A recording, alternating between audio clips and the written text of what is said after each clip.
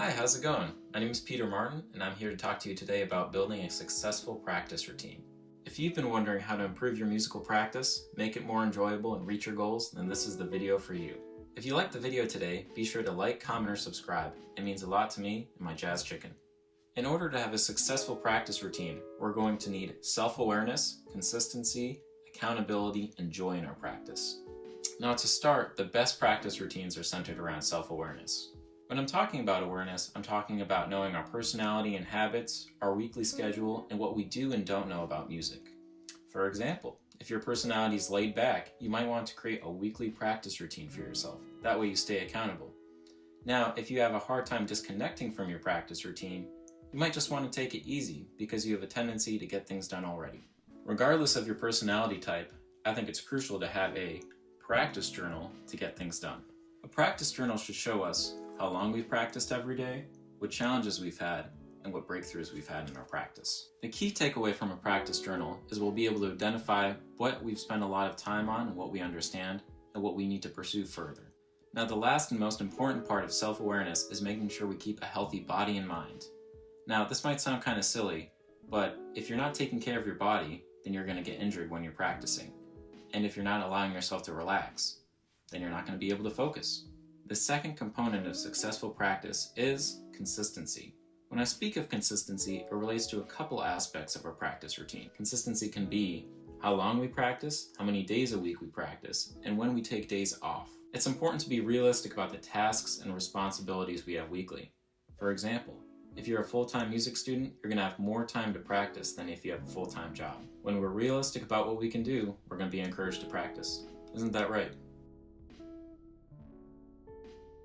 Additionally, we make much more progress through consistent gains rather than bursts of activity. Now, even though our schedules are going to fluctuate, we want to make sure that we consistently practice.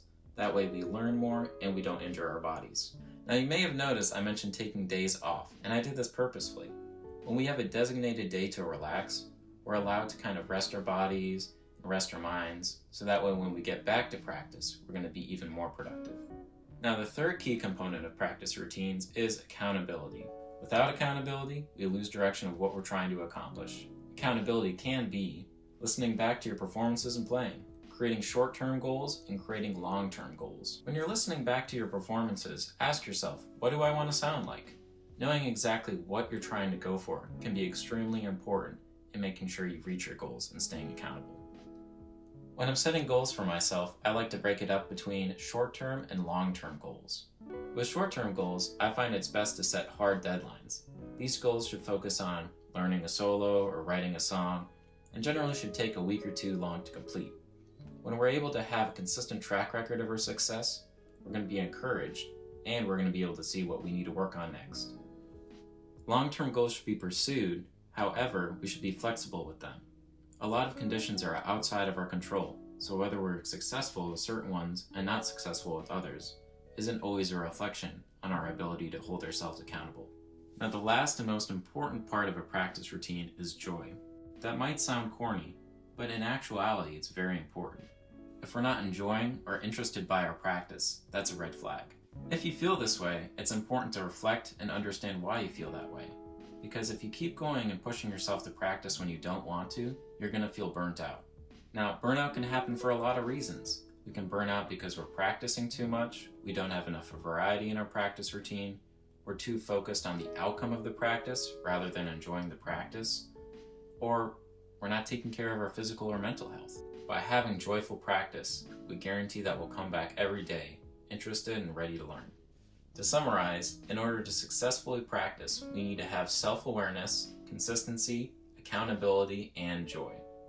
In the description below, I've attached a worksheet with further questions on these topics. If you enjoyed the video, please give a like, comment, or subscribe. Once again, it means a lot to me and my jazz chicken over here. I'll see you next time, and thanks for watching.